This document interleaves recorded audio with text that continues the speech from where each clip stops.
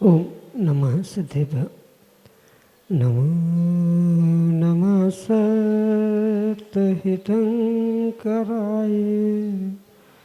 वीराय भव्याम्बुजभास्कराय अनंतलोकाय सुरार्चिताय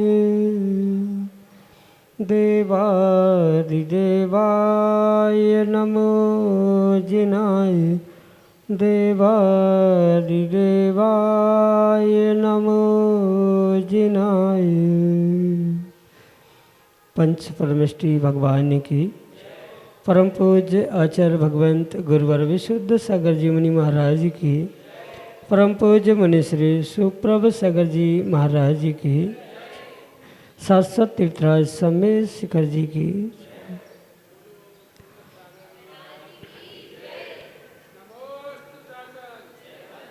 भौतिकता की आपाधापी में व्यक्ति विकल्पों के साथ जन्म लेता है और पूरा जीवन विकल्पों के साथ चलते चलते जीवन का अंत ही कर लेता, लेकिन अपने विकल्पों का समाधान नहीं खोज पाता।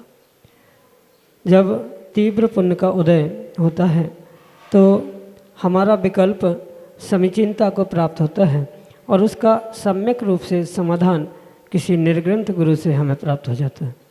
परम पूज्य आचार्य भगवंत गुरुवर विशुद्ध सागर जी महाराज के मंगल सुभाषिष से उन्हीं के सहयोग से परम पूज्य मुनि श्री सुप्रभ सागर जी महाराज ने हमें वह अनूठी विधा प्रदान की है, जिसके माध्यम से हम अपने विकल्प को समीचीनता प्रदान करते हुए उसका आगम के परिप्रेक्ष्य में सम्यक समाधान प्राप्त करके अपने मन को निर्विकल्प बना सकते हैं, क्योंकि मन की निर्विकल्पता अंतरंग की सुख शांति ही वास्तविक सुख है। और ऐसे आत्मकल्याण की विधा आपको प्राप्त हो रही है। आप भी अपना समीचीन विकल्प भेजने का पुरुषार्थ करें और परम पूज्य मनीषी से उसका सम्यक समाधान प्राप्त करके कल्याण का पथ प्राप्त करें। प्रारंभ करते हैं आज का सम्यक समाधान। और आज के पहले विकल्प के लिए अशोकनगर मध्य प्रदेश से प्रथम जैन महर्षि के चरणों में बारंबार नमोस्तु निवेदित करते हुए अपना समीचीन प्रश्न रख रहे हैं कि महाराज जी, जैसा कि मुझे पता है कि अंतरंग और बहिरंग दो निमित्त होते हैं तथा दोनों की उपस्थिति के बिना कोई भी कार्य पूर्ण नहीं हो सकता, परंतु कई विद्वानों का ऐसा मानना है कि अंतरंग निमित्त तो हमेशा आवश्यक है, पर कभी कभी बहिरंग निमित्त के बिना भी कोई काम संपन्न होता है। बहिरंग निमित्त ना भी बने तो भी अंतरंग निमित्त के सद्भाव में काम हो जाता है। तो क्या ऐसा उनका मानना सही है? हमारे समीचीन विकल्प का सम्यक समाधान करने की अनुकंपा करें। नमोस्तु महाराज जी, नमोस्तु। ओम नमः सिद्धम। परम पूज्य आचार्य भगवान गुरुवर विशुद्ध सागर जी महाराज की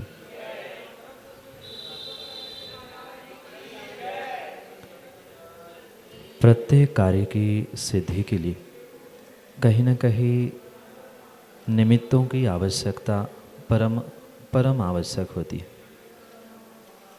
कई सारे विद्वानों का, कई सारे ज्ञानियों का ये कहना है कि बिना निमित्त के भी उपादान से कार्य की सिद्धि होती है, या निमित्त का मात्र उपस्थित होना ही उपादान की सिद्धि के लिए कार्यकारी साधन बनता। पर सर्वथा ऐसा कथन करना उचित नहीं है। आगम के परिप्रेक्ष्य में प्रत्येक कार्य की सिद्धि के लिए जितना आवश्यक उपादान है उतना ही आवश्यक निमित्त है। और निमित्त को भी जो दो प्रकार से समझाने का आचार्य भगवंतों ने प्रयास किया है, अंतरंग और बहिरंग, उन अंतरंग और बहिरंग निमित्त की अपेक्षा से ही कार्य की सिद्धि होती है। हाँ, ये कभी कभार देखने में आता है कि अंतरंग निमित्त कभी प्रबल होता है, बहिरंग निमित्त की मात्र उपस्थिति होती है। कभी बहिरंग निमित्त प्रबल होता है पर अंतरंग निमित्त की उपस्थिति वहाँ होती है। ऐसा किसी भी प्रकार से किसी भी कार्य में होना संभव नहीं है कि निमित्त नहीं होने पर भी कार्य हो गया, चाहे वह अंतरंग निमित्त हो चाहे बहिरंग निमित्त हो। दोनों प्रकार के निमित्तों की उपस्थिति वहाँ पर होती ही होती है। अंतर इतना है कि कभी बहिरंग निमित्त की मुख्यता से कथन किया जाता है तो कभी अंतरंग निमित्त की मुख्यता से कथन किया जाता है। एक अपेक्षा से तो आचार्य भगवंत उस उपादान की शक्ति को ही अंतरंग निमित्त कहते हैं और उस अंतरंग निमित्त के उद्घाटन के लिए या अंतरंग निमित्त के समझ आने के लिए, उसको प्रदर्शित करने के लिए ही बहिरंग निमित्त की आवश्यकता होती है। स्पष्टता से ये समझना होगा कि किसका कितना परसेंटेज है, मतलब अंतरंग निमित्त कितना आवश्यक है, बहिरंग निमित्त कैसा आवश्यक है, ये भिन्न विषय है। पर दोनों की उपलब्धि के अभाव में कार्य की सिद्धि नहीं हो सकती। ये हो सकता है कि 99% अंतरंग निमित्त कार्यकारी बन रहा है तो बहिरंग निमित्त 1% है, तो ऐसी अवस्था में ये कहा जा सकता है कि नहीं, अंतरंग निमित्त से काम हो गया है। कभी उल्टा भी देखने में आता है कि अंतरंग निमित्त मात्र 1% काम कर रहा है, 99% बहिरंग निमित्त कार्य कर रहा है। पर ये पक्का है कि दोनों की उपलब्धि के अभाव में कभी भी उपादान फलीभूत नहीं होता। निमित्त दोनों ही आवश्यक होते हैं। किसका कितना वेटेज है, किसका कितना परसेंटेज है, कौन किस समय मुख्य और कौन किस समय गौण भूमिका में है, ये भिन्न विषय है। पर दोनों की उपलब्धि से ही कार्य की सिद्धि होती है। यही आपके लिए सम्यक समझ। भीलवाड़ा राजस्थान से पूजा जैन अगले समीचीन विकल्प करें। नमोस्तु गुरुवर। नमोस्तु गुरुवर। मेरा प्रश्न ये था कि हम लोग कभी भी तीर्थ स्थान पे जाते हैं तो एक जोड़ी धोती दुपट्टे लेके जाते हैं, तो हम घर से उसको वॉश करके लेके आते हैं, लेकिन फिर पॉलीथीन में डाल के हम उसे तीर्थ स्थान पे ले जाते हैं। तो हमें वहाँ आके वापस से उन कपड़ों को शुद्ध करना चाहिए या वही कपड़े में हम कलश कर सकते हैं? नमोस्तु गुरुवर। वर्तमान में जो शुद्ध या सोले के वस्त्रों के विषय में बहुत सारी व्यवस्थाएं देखने में आ रही है। कायदे से व्यवस्था उचित नहीं। जैसे वस्त्रों को शुद्ध सुखाने के बाद पन्नी आदि में रखना और उसमें से ही निकालकर उसे सोले का मान के प्रयोग करना, ऐसी कोई भी व्यवस्था आगम ग्रंथों में नहीं है। आगम ग्रंथों में उस सोले के ले जाने की भी जो व्यवस्था कही है, ऐसा नहीं है कि मात्र जहाँ धोए सुखाए वही पहन सकते हैं, उसके लिए व्यवस्था कही है। पर जैसे पुराने समय में उसके लिए टीन के डिब्बे या एल्यूमिनियम स्टील आदि की पेटियाँ रखी जाती थी, उसके माध्यम से उनको सुरक्षित एक स्थान से दूसरे स्थान पर सोले के रूप में ले जाने की आवश्यकता है। और बहुत अच्छी बात है, अगर किसी तीर्थ क्षेत्र पे आप अपनी सोले के वस्त्र, धोती, दुपट्टा आदि ले ही जा रहे हैं तो भले ही आप पन्नी में रख के उसे ले जाए, पर वहाँ अगर व्यवस्था है तो बहुत अच्छी बात यही है कि वही का वही धोए, वही का वही सुखाए और वही का वही पहने, तो वो सर्वोत्कृष्ट फल देने के लिए निमित्त बन सकता है। आजकल बहुत सारे तीर्थ क्षेत्रों पर इतनी व्यवस्था तो है ही कि अपने धोती दुपट्टे या अपने स्वयं के वस्त्र वहाँ सूख सकते हैं, तो उत्कृष्टता से उन्हें वहीं पर धोए, वहीं पर सुखाए और वहीं पर पहने, तो विशेष उसका शुद्धि का फल आपको मिल सकता है। ये वर्तमान की व्यवस्था है, चाहे पन्नी की हो, टोकनी की हो, ये कहीं भी व्यवस्थाएं आगम में वर्णित नहीं है। इसलिए शुद्ध वस्त्र तो वही है जो शुद्धता से वही सूख कर पहना हुआ हो। माना कि कभी किसी यात्रा में या किसी स्थानांतर करते हुए उसे ले जाना भी पड़ा, तो उसके लिए जो टीन, एल्यूमिनियम आदि के डिब्बे, पेटी आदि कही है, उसके माध्यम से उस सोले के वस्त्रों को यहाँ वहाँ से ले जाने का प्रयास करें। और उत्कृष्ट बात तो जैसे कि मैंने कहा कि वहीं पहुँचकर अगर उसे धोकर सुखाने का प्रयास किया जा रहा है, वो सर्वोत्कृष्ट पुण्य देने वाला, सर्वोत्कृष्ट शुद्धि का निमित्त बन सकता है। यही आपके लिए सम्यक समझ। सोनम जैन सागर मध्य प्रदेश से अगले समीचीन विकल्प। श्री के चरणों में बारंबार नमोस्तु। महाराज जी, मेरा प्रश्न ये है कि गृहस्थ जीवन में रहते रहते धर्म कैसे कर सकते हैं और कैसे अपनी धर्म को आगे ले जा सकते हैं? गृहस्थ जीवन में रहते हुए भी धर्म किया जा सकता है, इसमें किसी भी प्रकार से कोई विकल्प शंका करने की आवश्यकता नहीं। बहुत सारे जीवों का ये सोचना होता है कि हम गृहस्थ हैं, घर में रहते हैं, परिवारजन है, तो हम धर्म नहीं कर सकते। ऐसा किंचित भी नहीं है। घर में रहते हुए भी श्रावक अपने शक्ति के अनुसार बहुत उत्कृष्ट तरीके से धर्म का परिपालन कर सकता है। मात्र साधु बनकर ही धर्म मार्ग प्राप्त किया जा सकता है ऐसा नहीं है। श्रावकों के लिए भी जो धर्म कहे है, श्रावकों की जो चर्या कही है, चाहे चारित्र की अपेक्षा से, ज्ञान की अपेक्षा से, सद्धान की अपेक्षा से, उन सबको प्राप्त करते हुए अपने शक्ति के अनुसार एक गृहस्थ भी सर्वश्रेष्ठ धर्म मार्ग को प्राप्त कर सकता है, धर्म क्रियाओं को भी प्राप्त कर सकता है। जैसे उत्कृष्ट बात तो श्रावकों की अपेक्षा से जो कही है, श्रावकों के 12 व्रत 11 प्रतिमा आदि जो स्वरूप कहा है, बहुत अच्छी बात तो यही है कि शक्ति अनुसार उसे प्राप्त करे। माना कि उन व्रतों को 12 व्रतों को या 11 प्रतिमाओं को धारण करने की शक्ति नहीं हो पा रही है, क्योंकि कुछ उम्र का या कुछ और भी ऐसी व्यवस्था होती है। जब इस एक देश चारित्र को व्यक्ति प्राप्त नहीं कर पाता, इस चारित्र रूपी धर्म का परिपालन नहीं कर पाता, तो कम से कम जो श्रावकोचित चारित्र कहा है, जैसे अष्टमूल गुणों को धारण करना है, रात्रि भोजन त्याग, जो जैन कुल का कुलाचार या सदाचार जिसे कहा जाता है, कम से कम एक उम्र के बाद इसको ग्रहण करना बहुत आवश्यक है। क्योंकि जैन कुल में जब जन्म लिया है तो रात्रि भोजन का त्याग, छान कर पानी पीना, अभक्ष का त्याग, इतना तो श्रावकों के लिए धर्म मार्ग पर चलने के लिए करना आवश्यक ही नहीं अपितु अनिवार्य ही है। जितनी शक्ति है उस शक्ति के अनुसार धीरे धीरे उसे बढ़ाने का प्रयास करें। ठीक है, आज पूर्ण रूप से हम उस मोक्ष मार्ग पर या धर्म मार्ग पर नहीं चल पा रहे हैं, पर जितनी शक्ति है कम से कम सप्त व्यसनों का त्याग करते हुए 8 मूल गुण धारण करना, ये तो बहुत ही आसान सी बात है। क्योंकि बहुत सारे जीव तो सप्त व्यसन करते भी नहीं है, पर अभी तक कभी छोड़ने का संकल्प लेकर नियम लेने का उन्होंने पुरुषार्थ नहीं किया। जब तक संकल्प नहीं है तब तक पाप आश्रव बराबर हो रहा है, इसलिए बुद्धिपूर्वक उसका आप संकल्प ले सकते हैं। और ये सब कुछ करने से ही आपका जैन धर्म, सच्चे देवशास्त्र गुरु पर जो श्रद्धान है वो विशेषता को प्राप्त होते हुए आपके लिए और सभी परिवार के लिए एक धर्म मार्ग खोलने का विशेष कारण, विशेष निमित्त बन सकता है। साथ में जैसे श्रावकों के लिए 6 आवश्यक कहे हैं, देव पूजा, गुरुपास्ती, स्वाध्याय, संयम, तप, दान आदि को भी प्रतिदिन करने का प्रयास करें। भले ही हम बहुत कुछ नहीं कर पा रहे हैं, 4 पूजाएं नहीं कर पा रहे, 2 घंटे नहीं मंदिर जा पा रहे हैं, तो पूर्ण विधि पूर्वक नहीं सही, पर जैसे हम 5-10 मिनट में जिसे 8 द्रव्य चढ़ाना, स्थापना करना, जैसे चौके आदि में पूजन की जाते हैं, कम से कम उतना करना, प्रतिदिन दान का संकल्प करना, भरे निर्ग्रंथ मुनिराज नहीं है, पर जैसे हमारी शक्ति है 4 दानों में से कोई ना कोई दान अवश्य करते रहना। स्वाध्याय 5 मिनट 10 मिनट ही सही स्वाध्याय करना। तो जैसी जिसकी शक्ति है अपने शक्ति के अनुसार इन 6 आवश्यकों को प्राप्त करना। आवश्यकों में जो तप कहा है, आवश्यकता नहीं है कि उपास करने से ही तप होता है, एकासन करने से ही तप होता है। 2 घंटे के लिए हम भोजन का त्याग कर सकते हैं, 1 घंटे के लिए पानी का त्याग कर सकते। जैसी शक्ति है, शक्ति के अनुसार इन क्रियाओं को करने से अवश्य ही धर्म मार्ग पर आप आगे बढ़ सकते हैं।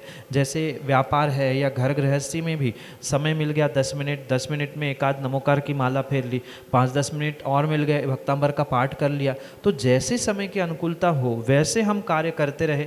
आवश्यकता नहीं है कि दिन में लगातार 2 घंटे बैठकर ही धर्म होता है। 15 मिनट सुबह, 15 मिनट दोपहर में, 15 मिनट शाम को, जैसे हमें टाइम की मैनेजमेंट बनती है वैसा इन क्रियाओं को करते हुए अपने आप को धर्म मार्ग पर बढ़ाने की आवश्यकता है। क्योंकि जैन कुल में जन्मे हैं, जैन धर्म में जन्मे हैं, तो कम से कम इतना कर्तव्य प्रत्येक श्रावक को करना चाहिए कि 24 घंटे में कम से कम एक नमोकार की माला फेरना, प्रतिदिन जिनेंद्र भगवान के दर्शन करते हुए कुछ नहीं पुरुष वर्ग कलश आदि करना, माताओं को अभिषेक आदि देखते हुए कम से कम अष्टद्रव्य से सहित पूजन करना, इतने आवश्यकों का पालन करना ये अनिवार्य ही है, क्योंकि जैन कुल में जन्मना बहुत सातिशय पुण्य के उदय से ही संभव होता है। और उसको बरकरार रखने के लिए आपको कहीं ना कहीं ऐसा पुरुषार्थ आने वाले दिनों में अवश्य ही करना होगा, जिसके माध्यम से आने वाली पर्याय भी जैन कुल की मिले, जैन धर्म की मिले। यही आपके लिए सम्यक समझ। बाहुबली कॉलोनी सागर मध्य प्रदेश से श्रीमती रश्मि जैन अगले समीचीन विकल्प। नमोस्तु महाराज जी, नमोस्तु महाराज जी। गुस्सा कैसे कम करते हैं? ये तो बहुत अच्छी बात है कि व्यक्ति कम से कम ये जानने लगे कि किसी को या हमें स्वयं को क्रोध आता है या गुस्सा आता है, और गुस्सा हमारे लिए, हमारे परिवार मित्रजनों के लिए अहितकारी है। इतना भी अगर किसी को समझ में आया तो कहीं ना कहीं वो उस गुस्से से, क्रोध से दूर होने का पुरुषार्थ अवश्य ही कर ले। रही बात अन्य निमित्तों को प्राप्त करते हुए व्यक्ति उस गुस्से को, क्रोध को कैसे कंट्रोल करे।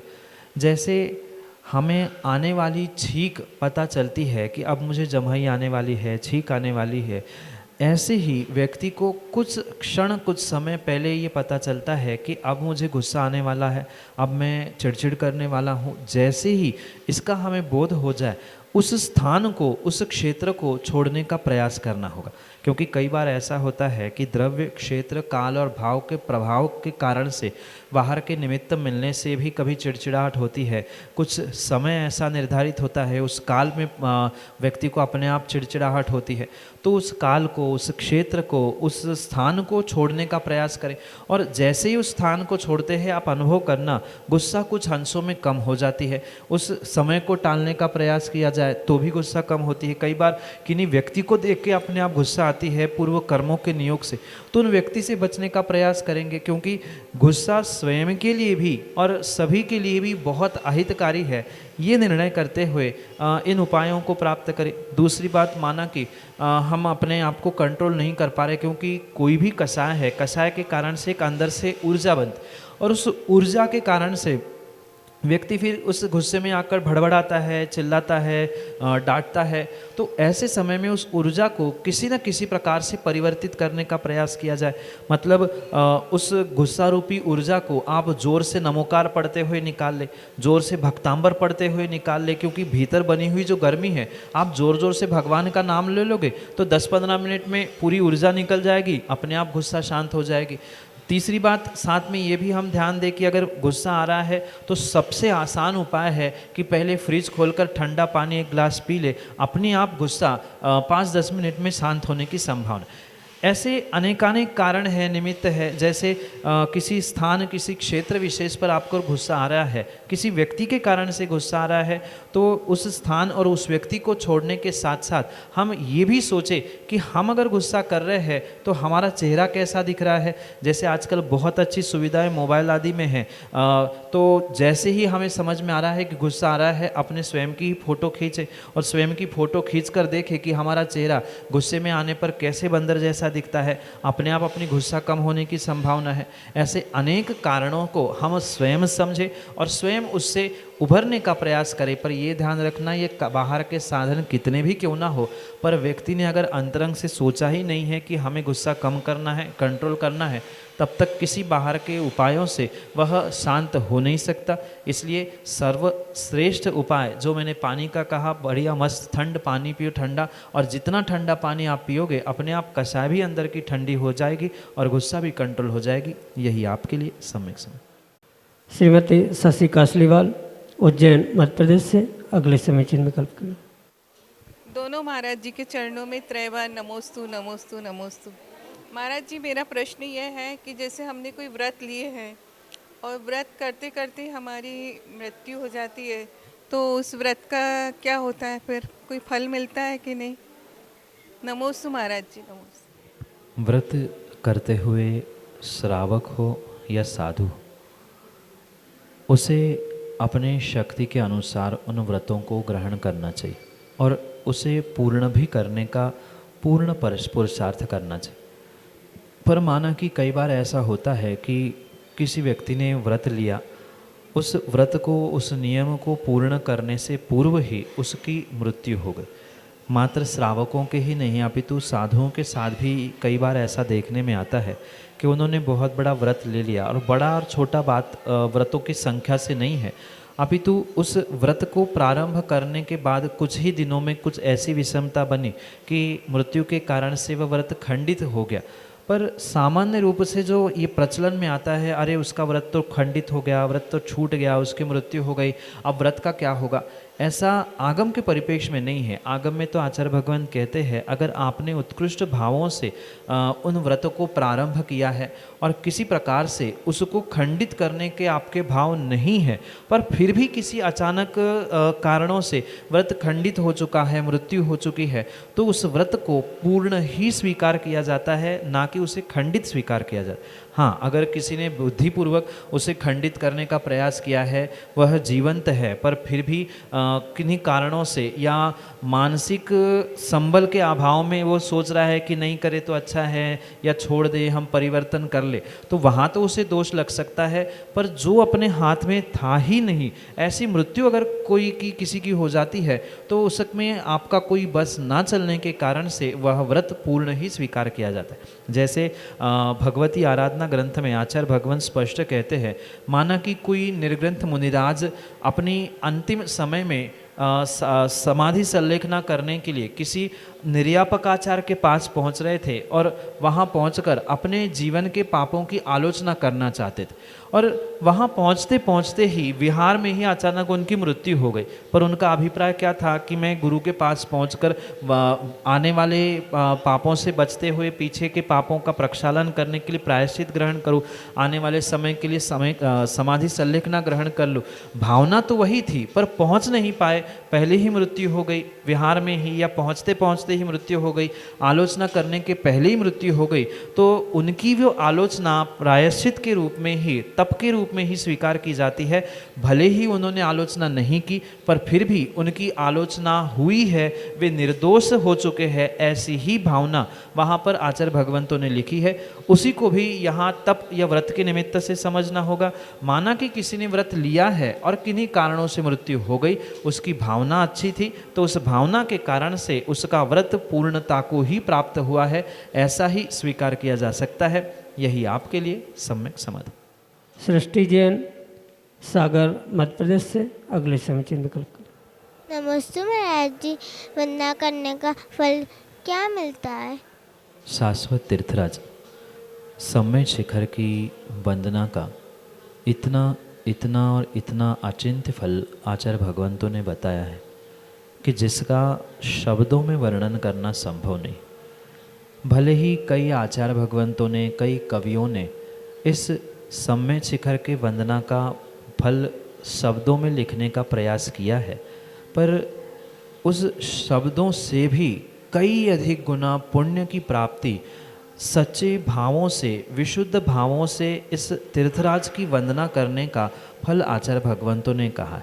जैसे जो श्रद्धापूर्वक इन तीर्थंकर भगवंतों के टोंकों की वंदना करता है, माना कि वो एक भी टोंक की, मतलब जो 22 तीर्थंकर सम्यक शिखर से निर्वाण को प्राप्त हुए, उनके उन एक एक 20 तीर्थंकरों की एक एक टोंकों पर अगर आप पहुंचकर श्रद्धा और बिल्कुल विश्वास के साथ वहां वंदना करते हो, सिद्धों की आराधना करते हो, तो नियम से आपको करोड़ों प्रोषोदोपवास का फल मिलता है।